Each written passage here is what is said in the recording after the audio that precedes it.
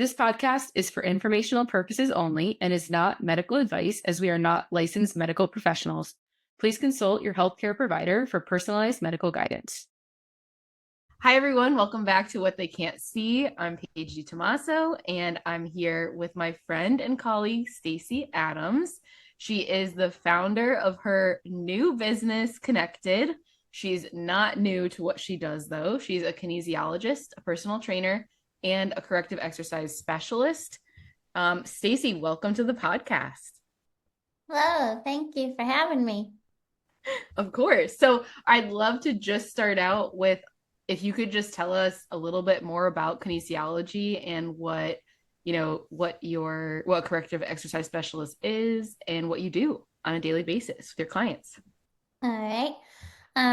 So a kinesiologist, most people don't know what that word is. So it's the study of movement. So basically, I look at different positions, exercises, and I see how people are moving. Um, so as people go through exercises, I'll see maybe some compensation patterns, meaning that their bodies aren't exactly moving in the what's called normal or proper pattern. And so what I do is I find those patterns. I try to make people aware of those patterns, and then I try to address those through exercise or just like getting people aware of them.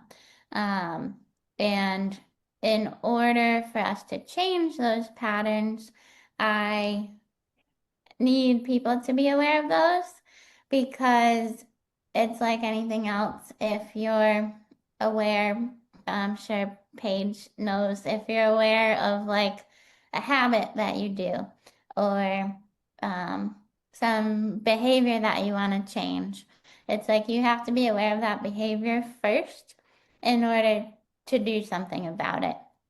So we need to be aware of our patterns and what our body wants to do in order to change it to do something more functionally.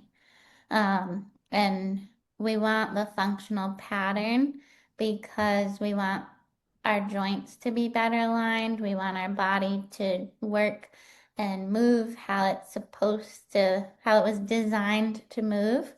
Um, and the goal with that is to try to make all that force placed on our bodies with gravity, make that force all kind of distributed evenly throughout all of our muscles and bones and joints and all that. So hopefully, um, if people have any pain spots, those spots are gonna kind of dissipate and kind of balance out through the body. Okay. That's a good answer, Stace. All right, so I want to go back for the two of us and acknowledge our audience and talk to our relationship a little bit. So Stacy and I met in college, and we both majored in the same degree. So we both got our bachelor's degree in exercise science. And something that I think is really cool is that it was in this health field, and I decided, now I'm a wellness coach and a mental health therapist. So I went this, more mental health route. And Stacy, and we've been graduated for 10 years, not to date ourselves, but this is year 10. So, I've taken that route, and Stacy has really stuck to this, the physical health component of it. So we've got this beautiful blend here of mental and physical wellness coming together. As we go through our session today, we're just going to kind of talk to you guys from a real perspective and bring in our own kind of, I feel like I could not say that well. We're going to blend our knowledge and our love for the body and for our human brain and body together. So, Stacy, what was it like? What has your journey been like staying in that lane of physical health, and why are you so passionate about it? So I sort of originally got into this whole career. Um, I was an athlete in high school, soccer player, and ice hockey. Um, and our team was one of the best in the state.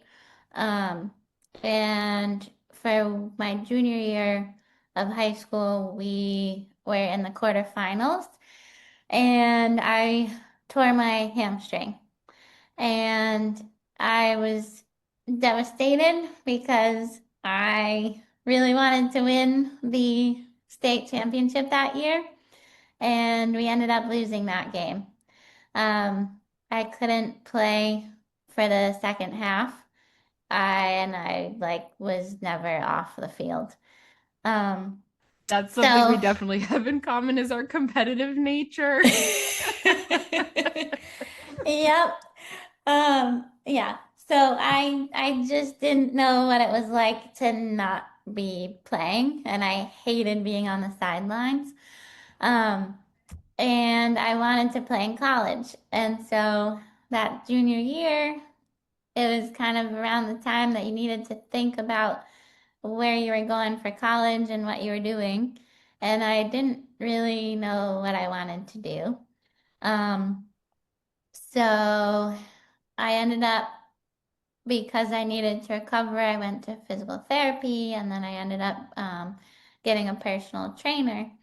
And when I went to personal training, I basically hadn't really done any workouts um, with weights and strength training and all that. Um, and I thought that it was really interesting with how they targeted different parts of my body as far as how they strengthened me back to a functional athlete. Um, and like the form was really important. That was really key. If you don't have great form, it's you're putting your body in a place where it's gonna probably get hurt or injured. So that particular thing was really interesting. I remember was like, wow, the form actually makes a really big difference. Um, so fast forward, I ended up going to school because I was interested in that personal training. I ended up going to school, as Paige said, for exercise science. I was thinking about PT, but I just stayed with the exercise science route.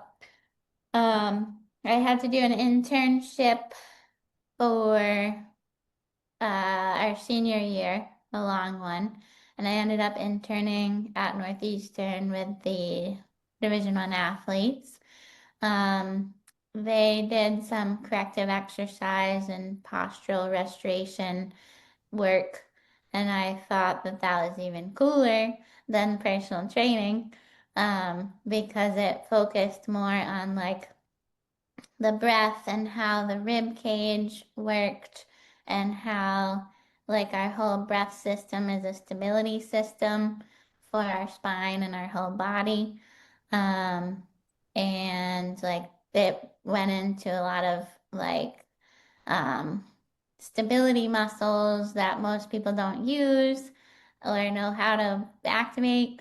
Um, so that kind of pushed me into the direction of corrective exercise. And then I came across a company that I worked for since college that focused on corrective exercise and strength training. Um, when I Oh, was Stacey, can I there, interrupt you for a second? Because I think this yeah. could be a good opportunity to touch on, and we can always come back to it, but just to touch on breath work because I admire you so much for your ability to meet people where they're at. Like if we talk about the chronic condition community, like there are people all the way from, right, epilepsy like I have, we have ulcerative colitis or IBS like my co-host Mike does. We've got anywhere in between chronic pain, right? You're seeing these people who are dealing with issues every day. Um, and breath is such a big part of that. And that's just something that I think when you and I talk back and forth and we have these great conversations, I've just noticed that the breath work has been such a big component of that. And that's so valuable. So for Okay. me, I've noticed throughout my life, even now, breath work is a huge part of my practice and I use it with my clients as well. But I'm not perfect at breath work, like I'm not great at implementing it every day or in the right way. And I think you can speak so well to the importance of breath work and how we can actually just use it in our everyday lives in simple ways. Okay. So, yes, breath work is very important for many different ways. I use it I use it two main ways mostly.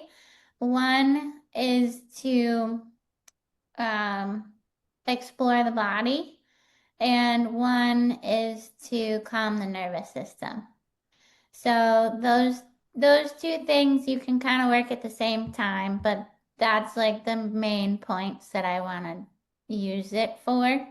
Um, so most people in the world that we live in, it's just a very stressful world. And we're going from one thing to another, to another, to another, and it's very scheduled and like all over the place, and it's just stressful. So thinking of it from a nervous system point of view, it's like, oh my God, I gotta get to this appointment. Or, oh my God, I gotta go. Like, you Yes. gotta go from one thing to another to another. But every time you do that, it's like, I'm breathing up and I'm breathing like this way, right? So it's like you're afraid. If you get startled, you're gonna do the same thing. It's like, oh my gosh, right? Right. So that pattern of breathing is not ideal for our parasympathetic nervous system, which gives us kind of that rest and digest state. And we don't want to be there all the time. We want to be able to go back and forth, but, and we don't want to be at that like sympathetic nervous system state all the time either. So we need to find the huge thing for a lot of the stuff that we talk about is balance, right? Mm. So we need balance from parasympathetic to sympathetic nervous system.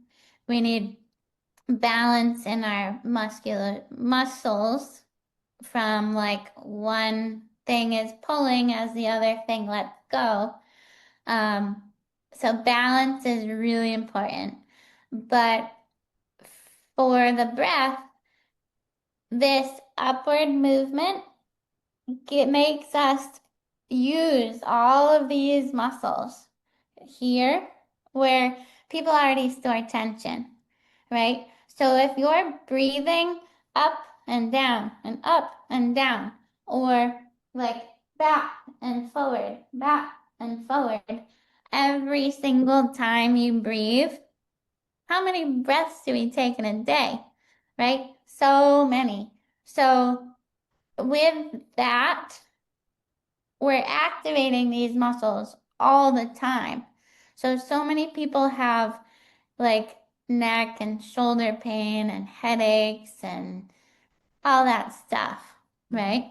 So some of it is probably muscle tension, and some of it could be something else. But if we can change the breath pattern, we can give the other muscles some relief, like give these muscles some relief and make the actual inspiration and expiration muscles be doing their job. So those muscles are the ones that are more like in our torso, our rib cage. It's supposed to open and close. Our pelvic floor is supposed to drop and just then come up. Same with our diaphragm. Like our breath is so much more complex than just like breathing up and down. It's like we want to breathe around and down and then up and in.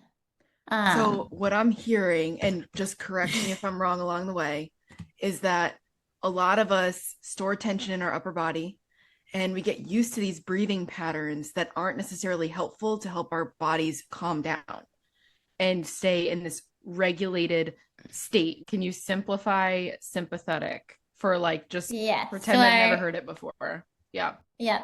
So for the like fight or flight response is the sympathetic nervous system. So sympathetic nervous system, high alert, right?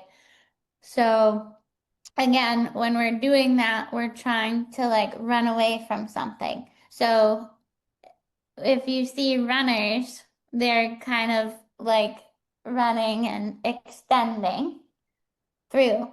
So a lot of the muscles in the back of the body are active, and a lot of the muscles in the front of the body are are lengthened or too long, are not working as they should for balance. Yeah, if I could just wrap this up in a little package saying a lot of us are very stressed out and we get activated easily or high alert, like you're saying, with this sympathetic nervous system, that we feel like we have to run, right?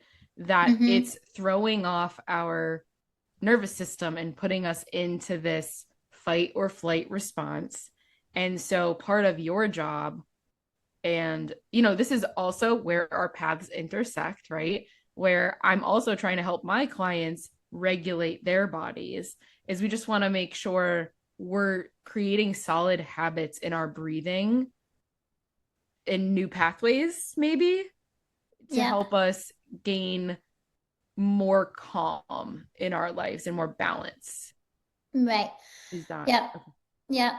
So, with the balance, we need if we're up here, we need a little bit of a counter to that in order for our systems to regulate.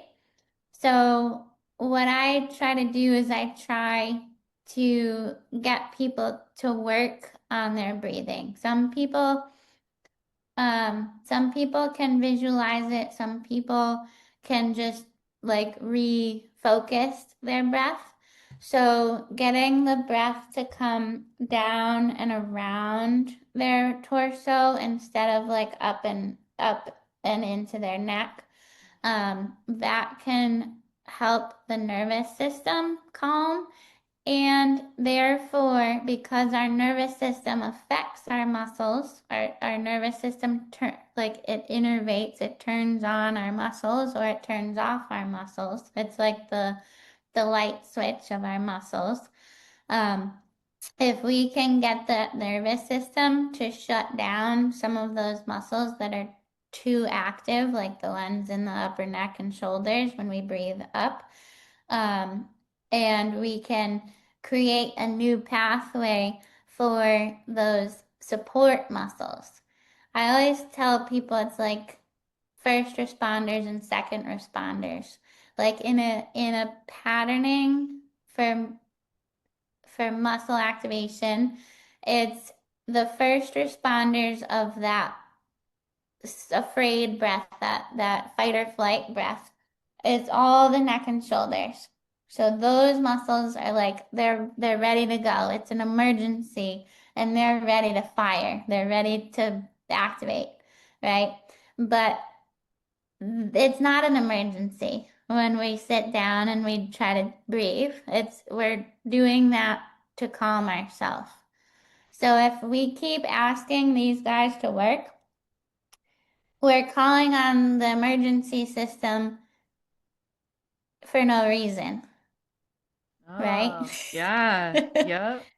So Okay. we can say like, thank you for working. I appreciate your help, but we don't need the emergency system to kick in right now. because we're trying to get this to calm, and this is not an emergency at the moment. Right. I'm trying to be safe, and I'm trying to kind of get into my body. So we need like the second responders or or the volunteers, right? Okay. So we're gonna try to work on noticing if this is active, noticing if this comes up when we take an inhale. And if it does, we're going to say, okay, thank you. I appreciate your help, but let's see if we can find other other muscles in the torso. So the muscles in between our rib cage, the muscles of our sides and our belly and our back. Can those muscles open to allow our breath to fill that space? Hopefully. Sometimes it takes some practice because a lot of times this is like an automatic response for people. But if we repattern, if we find a new pathway, like I always tell people, if you're going out and hiking in the woods and there's two paths, right? One people go on all the time, right? And the other one is like a little weedy. Like there's a path there, but there's some brush in there. So we're gonna take that weedy route and we're gonna try to clean it up, Oh, right? I kind of like that. Okay. So we're trying to get create a new path and clear out some of the weeds or the cobwebs or whatever because our body has done that at some point. It's just not what it's doing maybe at the moment. So I want to just ask a clarifying question. So I think when we think about our breath being shallow, like you're talking about, we're breathing up, like we're breathing up into our shoulders and our neck and everything. Um, I feel like on a psychological standpoint, I could maybe come up with a couple good ideas as to why somebody might start breathing up there. I know I do it and default to that a lot. Um, and usually it is during my more anxious days, like days where I'm a little bit more nervous or I'm on edge or I'm going from thing to thing and I'm not taking the time to check in with my body. But from the physical standpoint, do you see among your clients or yourself or in your experience times what clients might actually be experiencing when they're only relying on those muscles to help them breathe, right? From a physical standpoint, like symptom wise, what they're feeling, Yeah, like what or might that like, person's life look like? Maybe their body, right? Because you're in that physical space trying to help them help correct their body posture and stuff like that. And also, like, what are some of the things I don't want to say complaining, but kind of like what are they reporting in their lives that is, off or, just troublesome, things like that. yep.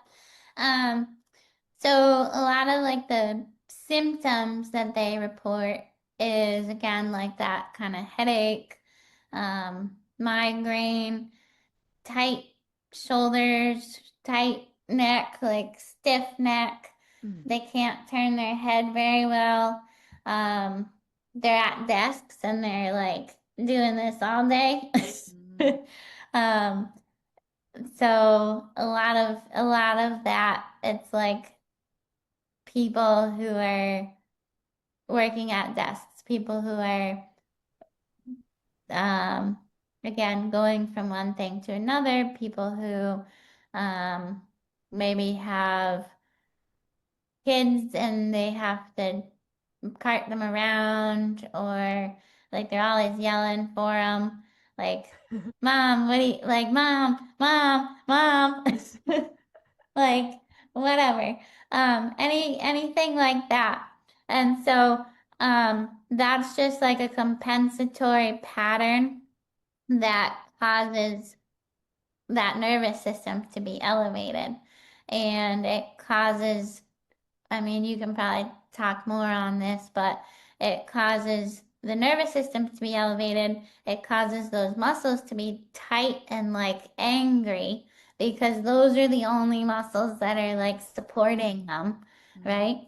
So if those are the only muscles that are supporting them, it's like you're working like a 100-hour week and you don't have any breaks, right? Right. And so you need some support from your other muscles and from that parasympathetic nervous system to to give those a break because if they're bothering you and they're tight and they're tired and it's like you feel that you need to listen to what your body's telling you.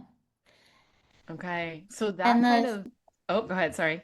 those those symptoms of like headaches or tight shoulders or stiff neck or whatever, those symptoms are telling you that something is not functioning properly, probably from your muscular standpoint, or something is working too hard, or like pain in my profession, especially for joints and muscle pain, like the pain mostly comes because of imbalance. So you work on, so can you expand now? We'll move into like, can you expand on what, yeah, how do you help your clients on a daily basis if they come into your office and they're, you know, looking for support? What are the things that they, aside from breathing, right? We started with breath work. Now let's say we've gained a little bit more balance with our breath work. What are the other things that those people are working on to help their bodies become more balanced? Right. And what So other goals might you have for them, right? yeah. So I still use, um, like once they get the patterning and the coordination of the breath, um, then I still use the breath to gain awareness. So sometimes I will have them lay on like a foam roller or some of those myofascial balls or a tennis ball or a lacrosse ball or something in a point that I know is overactive. And so I'll tell them to try to breathe and inhale, open into that space and say hello. Like you're feeling that tension, you're feeling that tightness, you're feeling that soreness. Like inhale and give it some love, give it some greeting, right? And say, we exhale and we let it go. As we let that go, then we find the muscle that supports it. So if this one can let go and open, our body, it's like if one thing lets go, something else has to activate to support. So it's like a pulley system or a tug of war. Like most people think of movement as like, oh, I'm just doing this movement. Like they're not noticing what muscles are working. They're not noticing what muscles are supporting them. They're not noticing like where their breath is going to. Um, and I find that as like a meditative state for exploration of your physical body. So you're using your breath to feel your body. And it's not for everyone. Like Paige, Paige can probably explain this better, but it's the work that I do is a little bit deeper. It's actually a lot deeper than just normal like personal training. Right. The work that I do gets people into their bodies in order to find those patterns of like what our body has done to compensate for injury or lack of activity or stress or whatever. Our body compensates very, very, very, very, very well in order for us to function. But it's not until we feel pain or different symptoms or whatever you can explain more for the hidden disability kind of that Well, I population. think what's so cool about this, Stacey, is that you're talking to points that we all either maybe haven't thought of before or need to explore. Like I think about epilepsy in general, and it's all about our body, right? It's a loss of control of the body. And whether you're able to stabilize that or not, it is besides the point. I think a big part of it is for me, especially, is getting to know my body and having more self-awareness. And I think this is kind of moving us into our next topic of body awareness and getting in tune with our own bodies can help us in so many ways, especially as you're talking about regulation. And in the mental health field, we talk about regulation as very similarly. It's doing the same thing that you're saying, but we think about grounding techniques. How do we bring our heart rates down and be present in the moment and be in tune with our senses and really kind of gain an awareness for our surroundings? And for you, that grounding is within the body. So for people who have these physical conditions that you're dealing with on a daily basis, I think a great question to ask, and I've had to ask myself, and again, like I said, I fail short many a times because our bodies get so comfortable being uncomfortable because we've done it that way for so long. And we're Mm-hmm. still alive, so it's kept us alive this long. Why change anything now, right?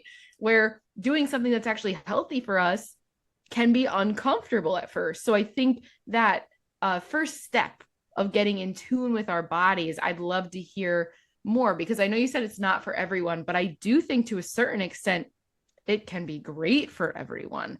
It's just about moving into the new headspace and developing a new mentality around why do I want to understand my body more?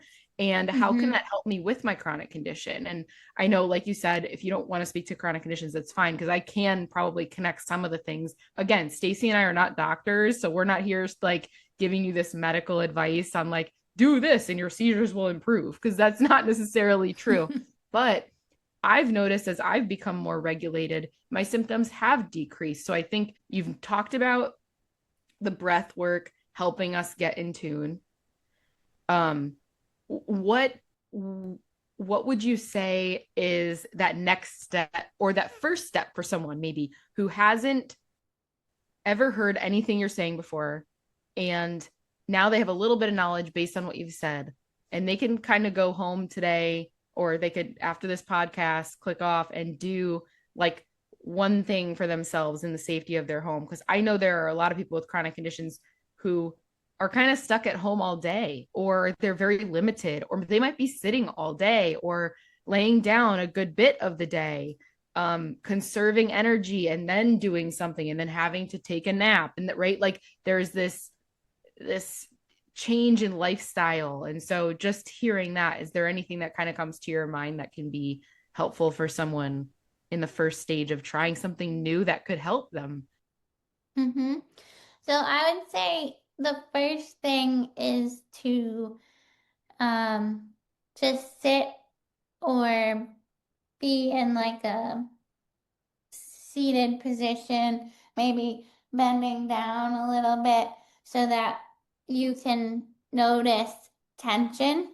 But even if you just sit, right, and you sit your sit bones on the chair that you're sitting on, Okay, so and we everyone just listening right now, let's like actively participate in this. If you're not driving or like, doing some other activity that doesn't allow you to, maybe try to engage with Stacey right now. I'm going to do it with her and see how this goes.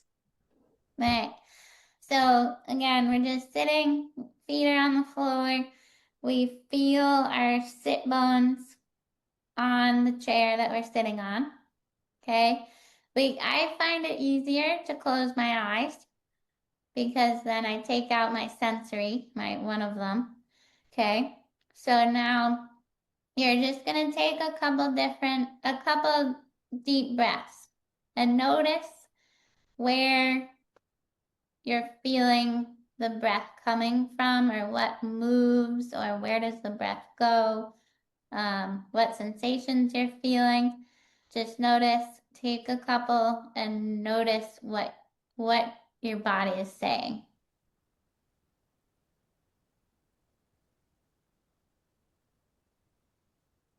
Can we feel our shoulders elevate, or does the breath go all the way down to our sit bones? As I'm participating, I'm already noticing that it's a little bit of both. Like I was a little nervous, I think, like a little tense from the activities I was doing today. And so right off the bat, my shoulders were up in the air too much. Right. And yeah. So see if you can take another breath, and again, you're finding those sit bones on your chair, So and everyone think you're about your butt seeing, bones, right? Your booty bones. yep. So you're trying to get your breath all the way down into those sit bones.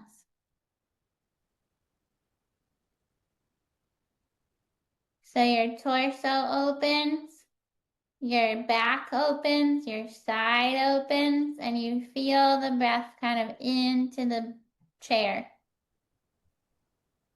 And then just let it go.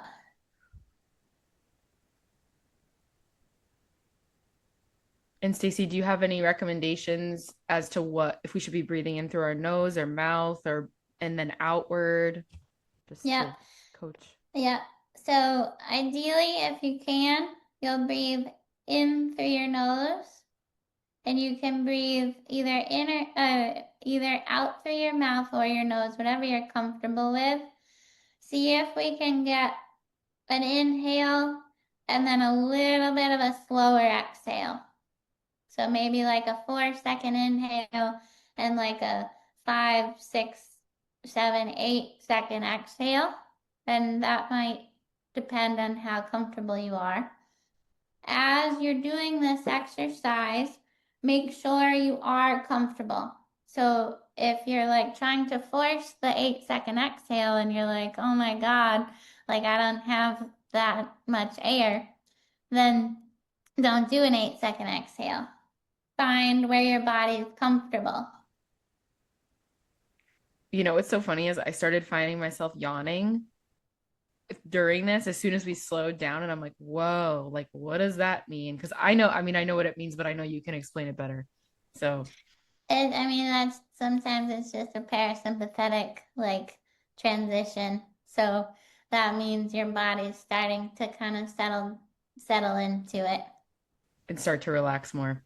Mm-hmm. So any reactions you're having to our people here, all is a like you said, like any like if you start yawning, it's okay, right? Like anything like that. It's Right. like It's just like trying to notice what's happening.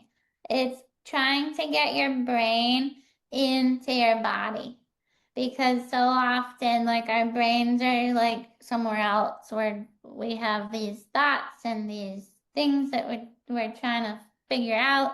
And this is just trying to get you to feel what's happening in your body. Notice, identify areas of tightness, areas of restriction. Does the breath move throughout your torso?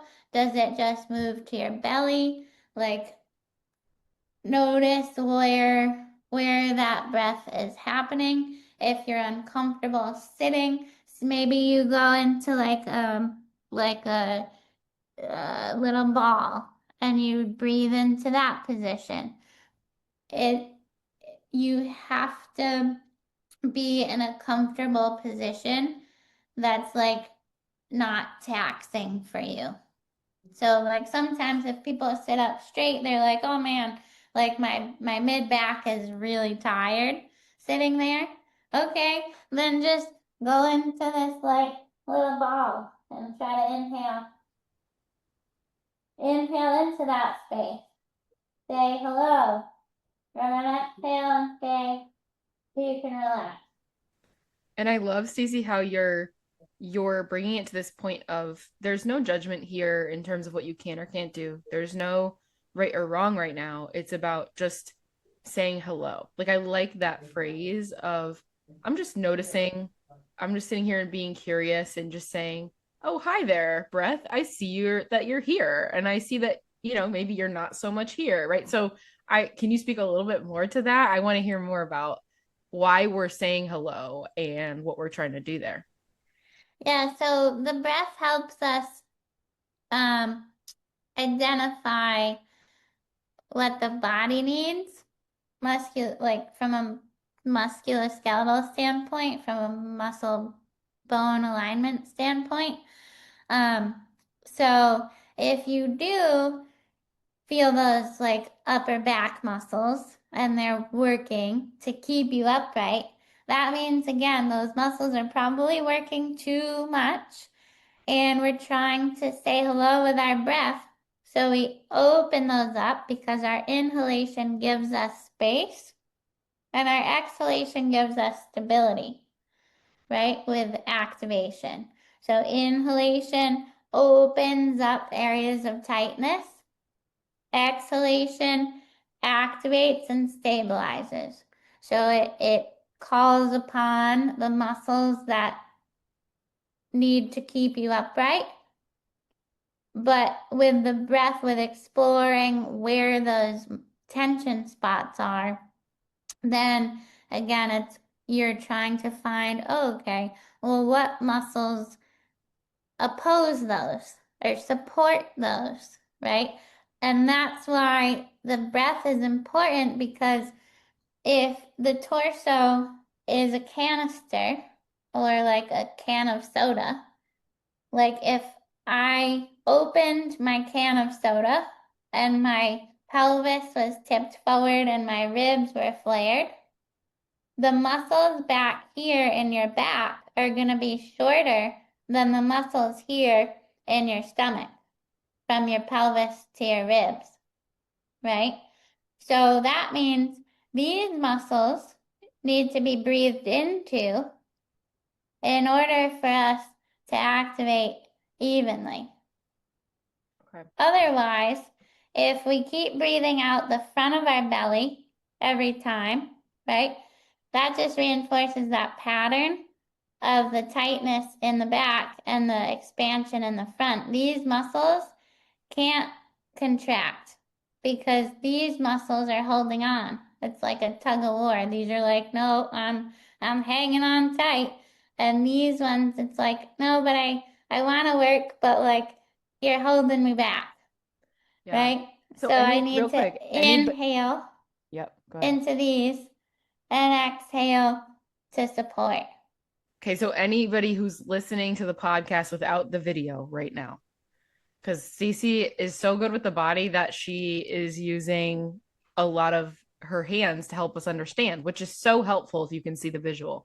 If you can't see the visual, I feel like maybe a good way to sum this up is that the breath is going to help us balance out the sides of our body, like all the parts of our body by where we're breathing into and then where we're strengthening and then where we're breathing out of. And can you want to just like put it into maybe two sentences? That's a good way for people to kind of get it without Yeah. the, yeah, thanks. Yeah. So if you think of a soda can, there's a top and there's a bottom.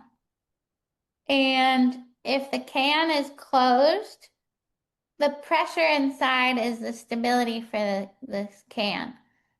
So that can is pretty solid. It's really hard to break or like crush. But if we open the can and we change the way that the pressure is contained, right?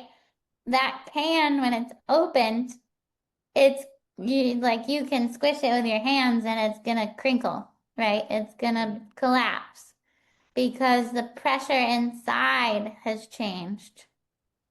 Right. Does that Okay. make I more like that. sense? It does. Yeah. And I think, what I'm gathering from all of this too, Stacey, is like, the breath is so key to us being able to have a well-rounded, happy body.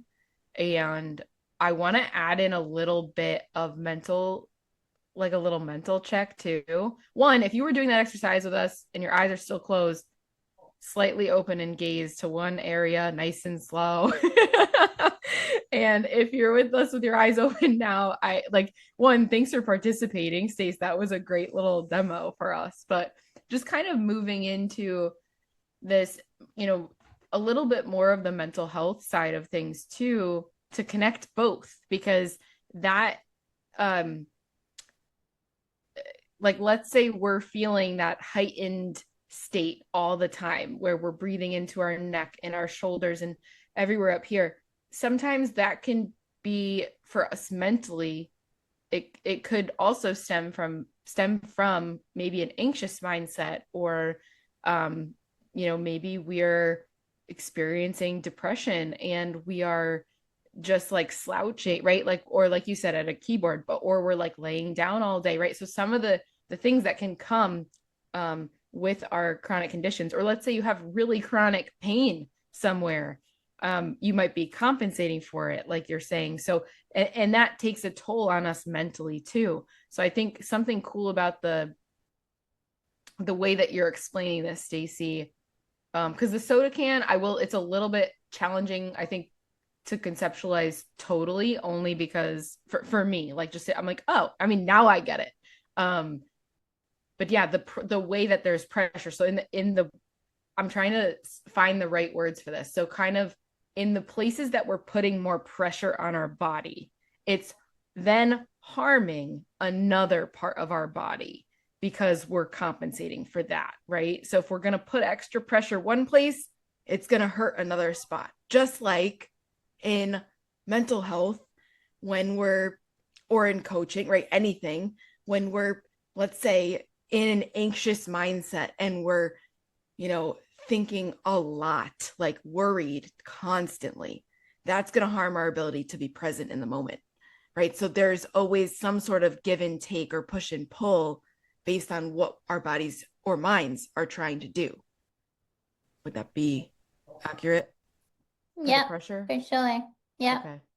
Yep, because you're always looking for balance. Like your body really wants to be in a homeostasis, like in a balanced place.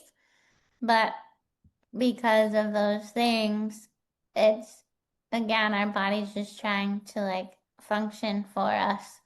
But it doesn't always find the right or the best pathways for us. So that's where we need to, with your help, we need to kind of get the mental aspect of it, and we have to get the physical aspect of it. And I think going back a couple of things to your note before, um, is like some people would be afraid to explore their body because it's like they've never been aware of it. So it could be scary, and that's where like Paige and other kind of mental health professionals would come in, um, to get people at least in their bodies a little bit, and then exploring their bodies from there. And the more I've found, the more that I can get myself into my body and feel my body and hear what it's telling me, the more I notice my brain doesn't like find things to think about. It's just like, Right. yeah. So I like this. So I think we should, if we could, talk a little bit about what it means to hear your body and what it's telling you, because that's a big, and one, I do want to emphasize, yes, if this seems scary to you, or like the exercise that we went through it, because it can be like, especially when if you're dealing with a chronic condition, or if you've been a caretaker for someone with a chronic condition and you haven't been taking care of your own health, right? Something like, and not to your fault, right? Just that like it's fallen by the wayside because there are more, quote, uh what's the right word I'm looking for, like things that we need to take care of right away. Like there are things right now that Like are a danger. priorities. Yes, like the priority of your own body has taken a back seat, right? It doesn't really matter exactly. it doesn't really matter where you're at with it, but if that feels tough to explore it, and to just take deep breaths, then that's definitely a time to reach out to either a mental health professional or even to someone like you, Stacey, because I know that you're such a comforting source. Like, she's, just so you all know, Stacey is like the kindest, most respectful, and just meets you where you're at type of person, super open. So even just finding the right person to help you explore that is important. If you're really feeling fearful over it, mental health professional is the way to go, Yep, first. I'd say But that's the first step. Yeah. If yeah, if that's what they're feeling. yeah. So now, if let's say you're okay with taking some breaths, and you're here and you're like, okay, I'm breathing and I feel the breath here and I feel that, but my body's not talking because I'm not hearing a voice, right? Because like we think about it, like we know we're not going to hear an actual voice. So what are we looking for in that talking? What kinds of body sensations, or right, like what's happening in our body that could be telling us something? And you don't have to go through all of them. I know you have a million things, so just some basics. Um, so a lot of times it's discomfort or pain or like a stretch feeling. Um, I always tell people, especially with the breath, it's like you're trying to breathe and open like a dented water bottle. So you're trying to open those dents. So it's like when you're breathing into those, it's like what is there a restriction? Is it like not allowing you to go into some area? So if Um, we find that, Stacey, let's say I breathe in and I'm feeling a lot of restriction in my back. That's what ends up happening with me. Like I can feel my back kind of having a little resistance. Then what is that telling me? Like when we talk about the body talking to us, what is that? And I know there are a couple different outcomes possible, but what might right. a certain scenario look like where it would be talking to me? What would it be saying? Right. So maybe if you're laying on your back and you're feeling that kind of tension, maybe it's saying, I'm helping you with this inhalation and I don't need to be the owner of this um of this movement of this like what's the word? I can't think of the word right now. But I'm not the one that's supposed to be the group leader. Responsible? Yeah, Yes, okay. thank you. No, you're good. Yeah. I'm not the group leader of this. Like we need to have some other team members. So it could say like I'm really working here and I need some help, right? Yeah. So then if you hear that, you can say, okay, so let me see if I can inhale and open you up. Inhale and let you feel safe to relax so that I don't feel that same sensation. Like I don't feel that tension when I take my next inhale. And um, sometimes it's easy to do and sometimes it takes some practice.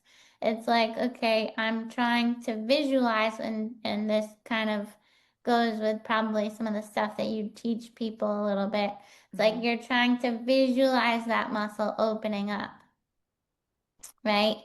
And then you kind of check in with it again and you don't feel the same reaction.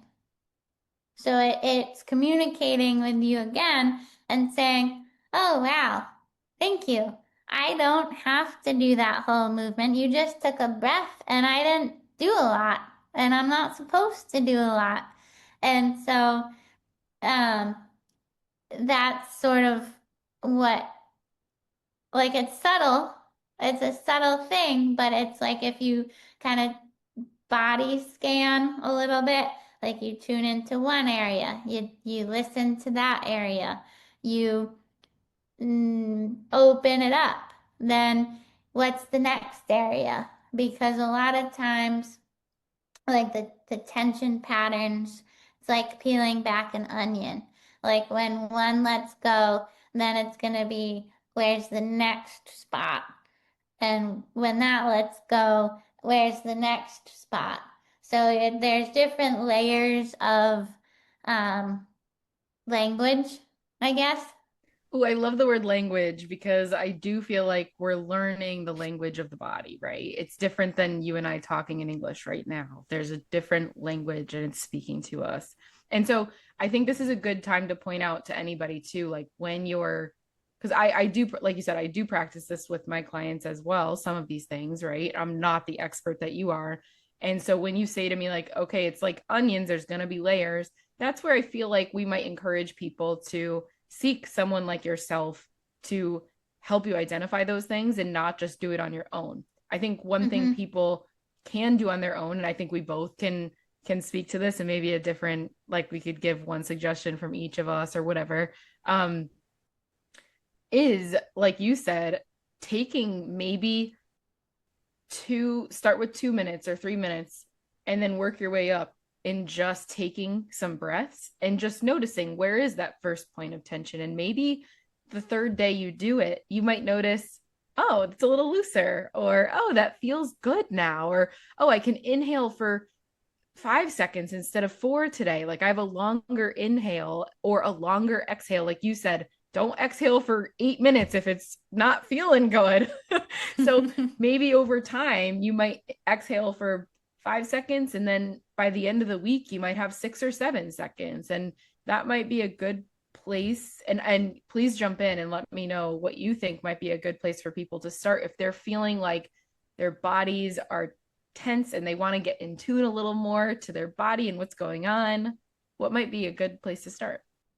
Yeah, no, I think that's great. And again, like I said before, you wanna do it in a position that you're comfortable in. So you and I had talked a lot about like the RPE scale. Oh, I can't wait to talk about Um, that.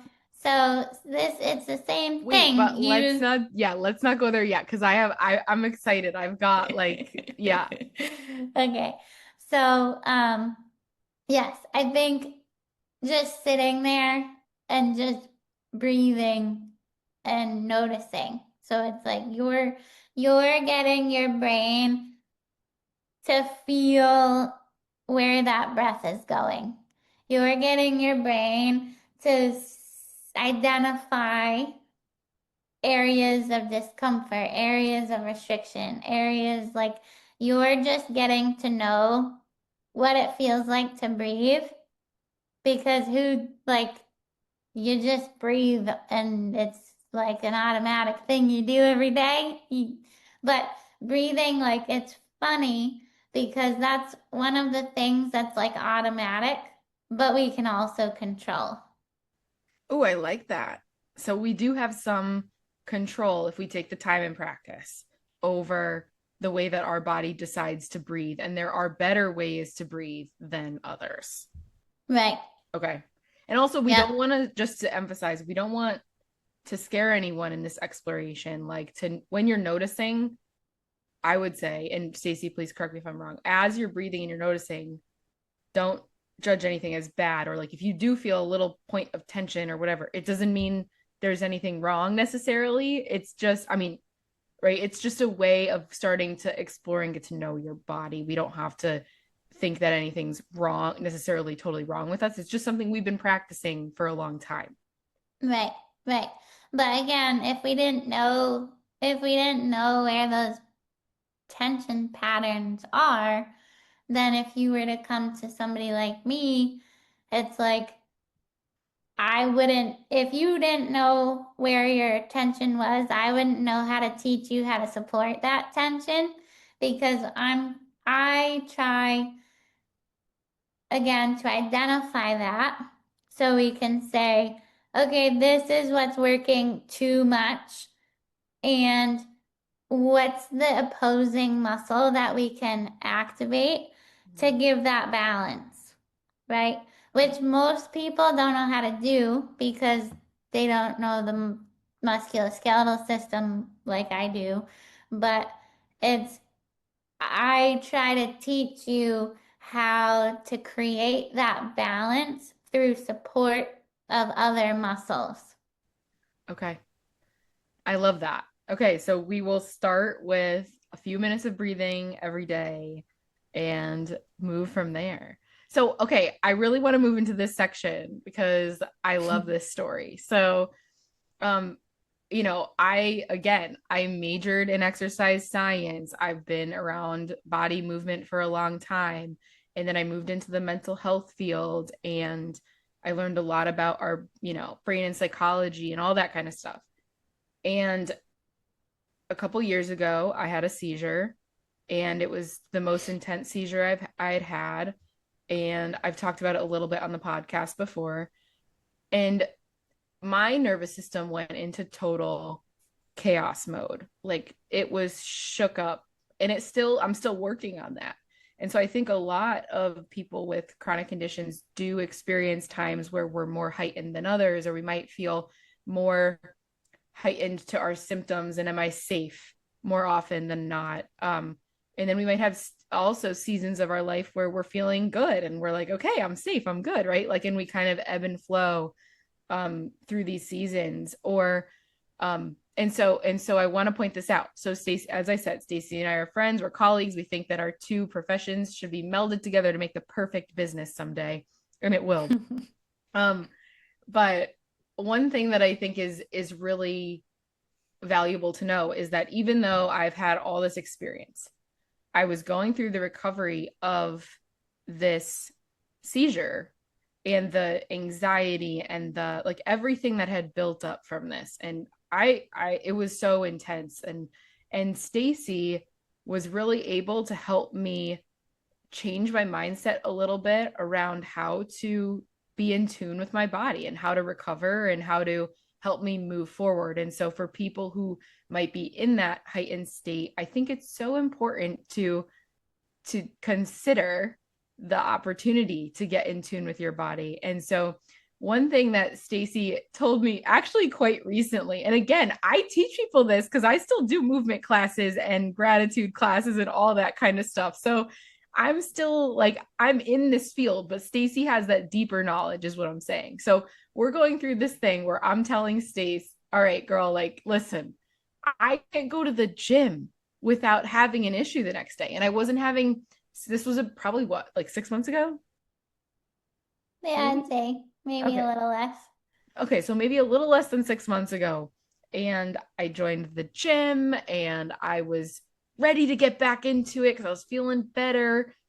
And I would go to the gym, and the next day, that day I'd be fine. But the next day, my whole electrical system, and by that I just mean my whole nervous system, was going crazy. I was having auras. I couldn't get off the couch, and I'd have to recover for a couple days, and then I could go to the gym again. But the same thing would happen. So then I was like, well, should I even go to the gym? And that's a really hard thought to have for anybody because no matter if it's the gym or work or doing an activity you love, like if we have a reaction to it, we don't want to cower down away from it and say, I'm never going to try that again, right? Unless there's something really, really safety wise that's not safe. Like let's say you just got diagnosed with epilepsy and you want to swim by yourself. Not a good idea, right? That's just a basic example. But for me, I know like I was going to the gym and I was, doing a couple leg exercises on the machines. I was on the treadmill, and that was enough to make me have a reaction the next day. So, but I didn't want to not stop. I wanted to keep going, but I didn't know how to keep going. And it was so frustrating. So, Stace, I need you to tell people what you told me because I know it's not a perfect recipe for everyone, but I think it is something to really consider because it took a lot of practice on my part to even be able to do what you asked, but also it helped so much. So Okay. So, let's talk about that experience. I love it. um, yeah. So, Paige was also an athlete in college, and she was a very intense athlete. She really like kicked everybody else's butts. No, I didn't. Yeah, you did. But so and for other like for my clients too, um, people are I work a lot with like mostly 50 and older, but a lot of times it's like if you weren't an athlete and you haven't been doing these things, like you have and like I was an athlete too, but if you haven't been training to that level for a long time, a lot of times people are like, "Oh, well, I can still do that." Right? Like I can still go and run for 45 minutes. Probably not. I Probably found that out not. the hard way. Right? Like I did it once and I can do it again. Or like certain movements, like from some of my older clients, it's like, oh, I used to be able to lift 100 pounds like when I was 25. And I'm like, yeah, but how old are you now? And have you been lifting that much weight recently? Right? So a lot of people don't understand like that their body has adapted to different things. So if like Paige was just starting out to again to go back to the gym. And so I don't remember like how long she was on the treadmill or whatever, but at first she was like, "Oh, I only did 20 minutes or I only did a half an hour." Whereas like her normal thing would be like, I don't know, an hour. And I'm like, "Yeah, but Paige, when was the last time that you walked on the treadmill for a half an hour?" Like, Long time. ooh, right. Well, I had, right, like I had to take a big break. Like after that seizure, I was like having so many issues in terms of like I couldn't even walk Leo around the block without feeling like I was going to pass out. So everything was totally discombobulated. And then it was, I would say maybe what was it, probably like a year and a half out from that seizure that I said, okay, it's time to go back to the gym. And that's when I did that. And yeah, Right. you're right. I was on the treadmill for like maybe a half an hour. And then I did some leg presses and some like other miscellaneous things to just get my muscles moving. Right. So that for your nervous system was like a big step because it wasn't used to that amount of activity. So we need to remember, especially when we go back and when we try new things, we need to remember like a little bit is enough. Like I know for me, I always thought that I needed to work out for an hour. Like, Yeah. if I didn't have an hour to work out, like, see ya, I'm not working out. For me, it was sweating. It was like I need to be drenched in sweat by the end of this workout. Right? But now that I'm not like a competitive athlete, I'm like, all right, well, I have 15 minutes. I'm just gonna do some yoga and do some stretching or like go out and walk down the block and back. Like I have that little window. And if I have a couple of those every day or whatever, then you take advantage of whatever you have for the time. Your workout doesn't have to be what it used to be, Yeah. especially if your body's not used to that load, that kind of thing. So, what I And told Paige, can I speak for a second to people? That line right there is going to resonate with people who have chronic conditions because a lot of times we develop a chronic condition over time, and so we've been doing our life a certain way, and then boom, we get hit with, all right, you have this or you have that, or now you're living with this, right? or we've been living with it for a long time and the stages of our life change and we have to adapt. So that right there is so important to notice that yes to the statement that our body is not going to be necessarily in the same place as it once was, and that hurts. Like sometimes that really stings, and I think that's why I would push myself a lot because I'd be like, no, I'm right where I was, I'm good, no problem. But I, just to, and this is where I know you're going to get into helping, how you helped me with my mindset, but I think just to acknowledge people at this point where you might be sitting here saying, well, I have all the time in the world. Like Stacey, you mentioned a 15-minute window. I've got all day, but I know that in the past, if I've tried taking a walk down the street and back, I've had an issue, or I'm newly diagnosed and I don't even know where to start. And right, that just know we just want to acknowledge you and let you know that you're not alone in that. And there is a place to start, here in this conversation too. So I just Right. Even if touch on it's just like walking down your hallway and back, like walking down to your basement and back, like anything to just move a little bit. yes. Um, And putting the and safety measures in place. Like if you need someone to be near you when you exert yourself, making sure that that's available to you, right? Like little things like that, because mistakes, not mistakes, trial and error, right? Sometimes it can be trial and error. So just making sure you have that, you have yourself set up for success in whatever you're trying because you have a safety plan in action or you have someone near you is a great way to also start. So I just wanted to input that. yeah, yeah. So what I told Paige is I was like, how, when was the last time you did that much exercise? Even if it's like not, you don't feel that it's hard, right?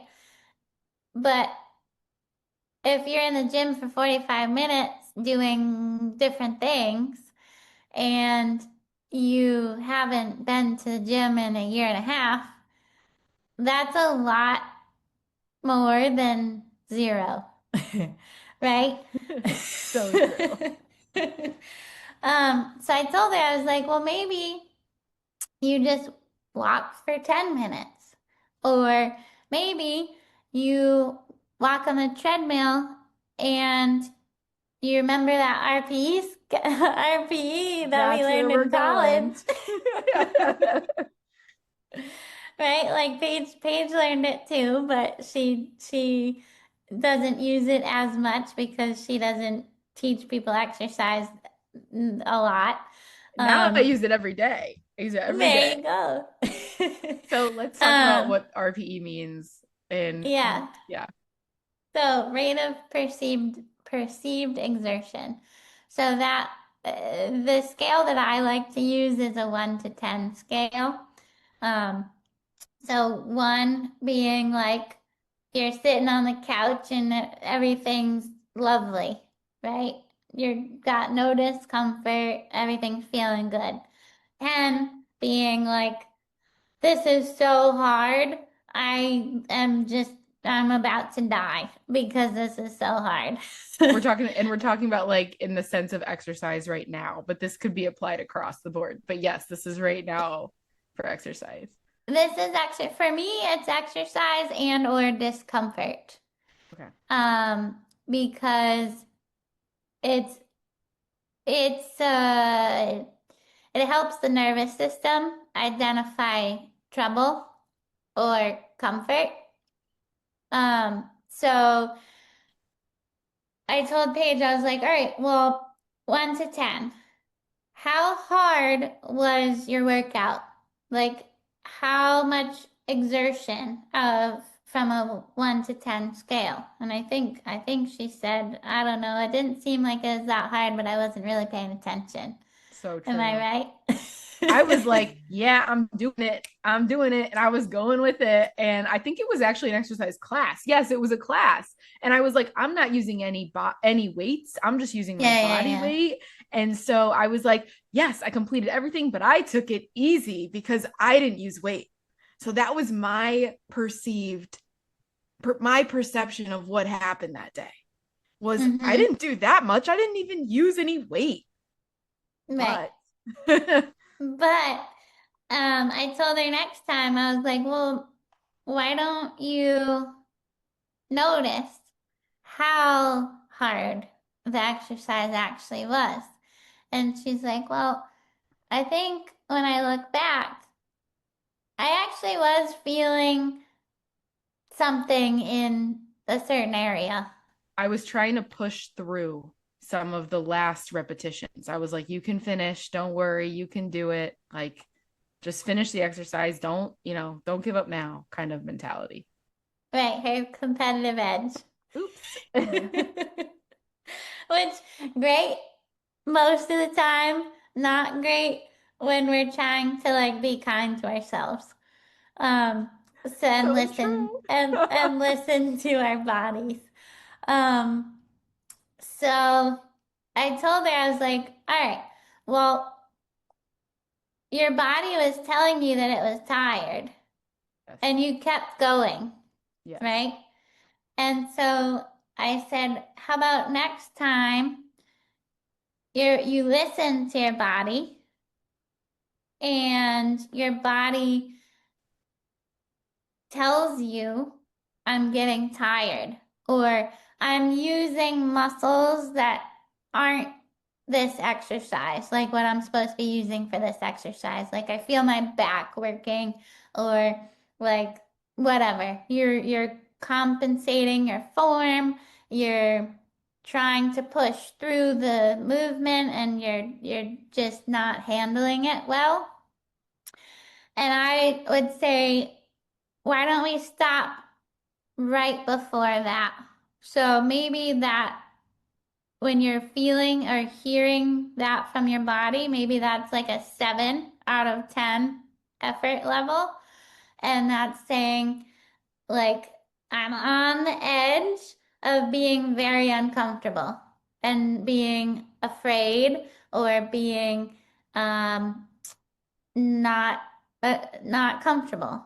Yep, not So safe. The not safe. and I think you're so right when you say even when I'm thinking about it, because there were times during that workout that I was thinking, is this going to be okay? Right? Like I could almost mentally also note. So you might even hear yourself say like, I mean, I'm just using my example, but for me, I was even like, oh, this is kind of hard. Like, and that was the point of, okay, you've taken it a little too far because you're past that point of comfort. Right. Right. So whether it's you're feeling it in your body or your brain is telling you. It's probably telling you for a reason, Yep. right? So that's where you say, okay, well, I'm trying to stay within like a 3 to 6 range on my RPE scale. If I go to a 7, that's just on the border of being kind of comfortable, but not really comfortable.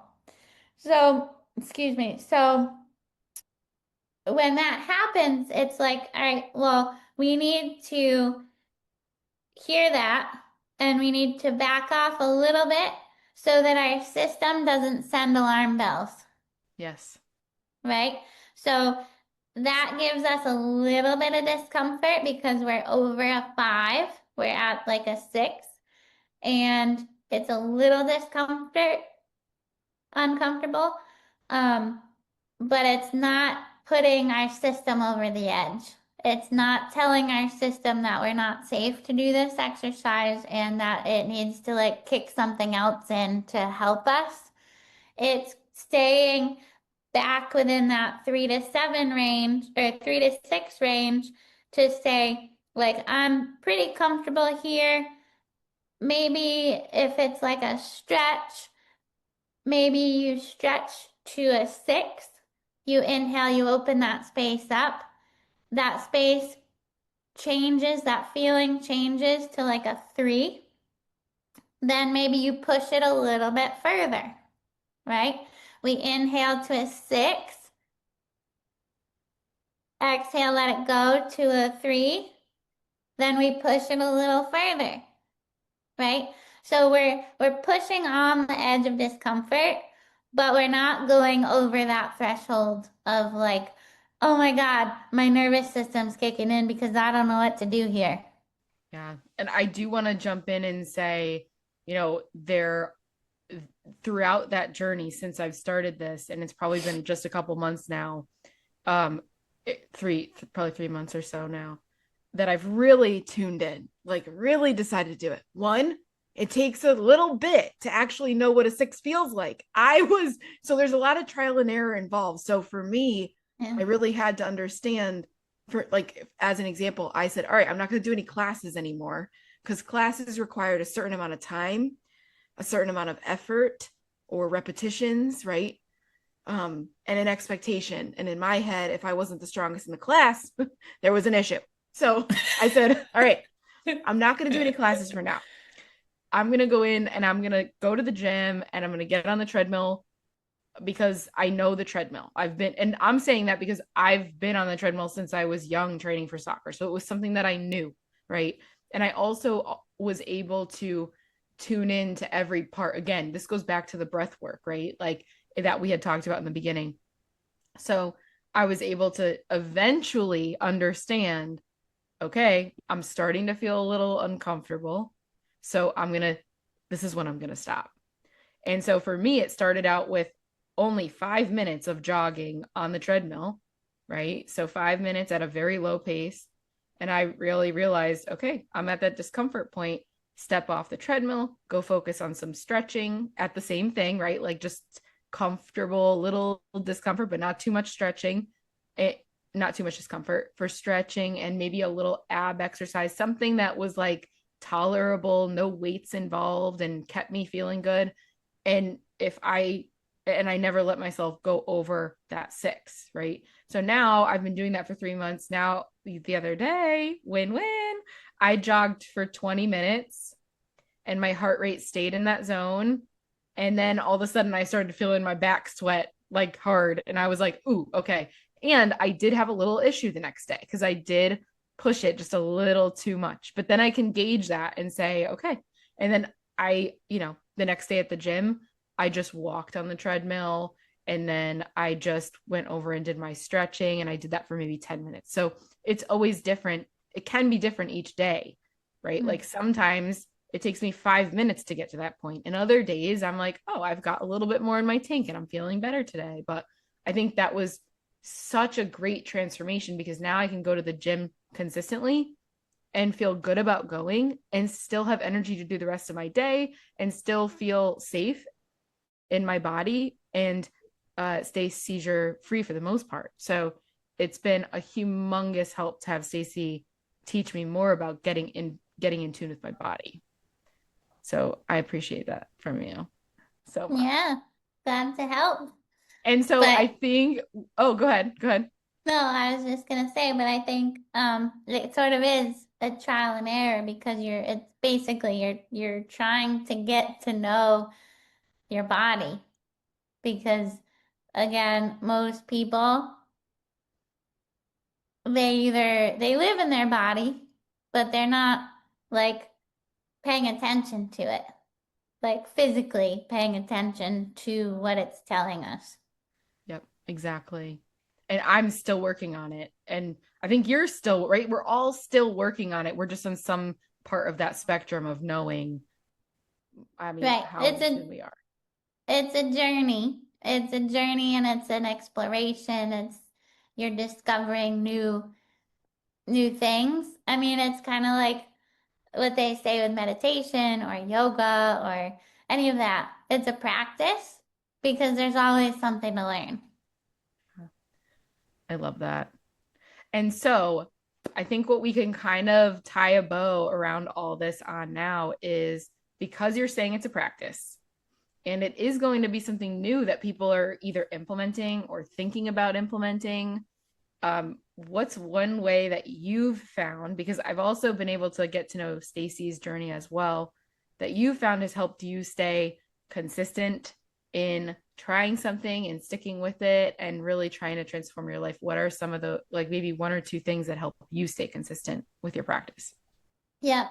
So, um, The first thing I would say, if this isn't something that you've incorporated into your life, like exercise or meditation or breathing or whatever, if it's not like a normal thing for you and you're trying to figure out where to put it in your day, I really I read this book, um, Atomic Habits, and I loved it because it was like habit stacking. And so the one thing that I like really found helpful from that book was um, stacking it. If you want it to be a daily thing, you stack it with something that you already do every day. So like usually it's either for me, it's like when I come home from work or after I eat dinner. And so Awesome. it's like I come home from work 5 times a week, right? Or I eat dinner every day, right? So I say, okay, well, when I come home, I'm going to do 10 minutes of breathing, yoga, meditation, my acupressure mat, like whatever you want to incorporate into your day. So that was one thing that was really helpful. And that, And just to clarify for everyone, that's the book Atomic Habits by James Clear. We have to give him some credit for that book. And also that it's similar to like when you wash your face, you brush your teeth, right? That's like habit stacking, like putting those things, coupling them together, right? right, right. Yeah, I love that. Um, yeah, so that for me was really important and really helpful. Otherwise, I didn't know like when I was gonna do it, and I always like forgot about it. And the other thing is like just start with 5 minutes or 10 minutes, something that's like doable for you. And then eventually, as you get it consistent, eventually that 5 minutes will turn into 10 minutes. That 10 minutes will turn into 15 minutes. That 15 minutes might turn into 20 minutes. Like the more I do all of those things, meditation, movement, like exercise, the more I do those things, the more I feel that as like a mindful movement meditation. And like I notice when I don't do that. Like I noticed in my everyday or like how I respond to my husband or something. Like I noticed like, oh, I guess I didn't do my meditation today because I'm a little like on edge or Yeah. I'm like angry or like annoyed or something. So for me, it's like I now notice that I didn't do it, and I'm like, okay, well, I guess either I have to do it now or I need to make sure I do it tomorrow. I love those suggestions and also seeing the fruit of it. Like you're that's a testimony to, hey, I noticed that when I do these things, I'm happier, calm, all the opposite of the things that you just said. Like maybe I'm more happy, calm, I'm patient, whatever it is that it impacts your life so beautifully. So I love that. So maybe our listeners will also feel that. I know I feel much better when I do mine. I always do mine in the morning because that's just me, but everybody has their own mojo. So that's really cool. Stacy, thank you for being with us today on the podcast. How can people get in touch with you or follow you? So they can go on my website, connectedmovement.com, KINECTED movement.com. And they can fill out either a form on there. I do in-person training in Wayland, Mass, or virtual training. And yeah, my business number is also on there. They can call or text that, whatever is easiest. Awesome. Thank you so much. Yeah, it was a pleasure.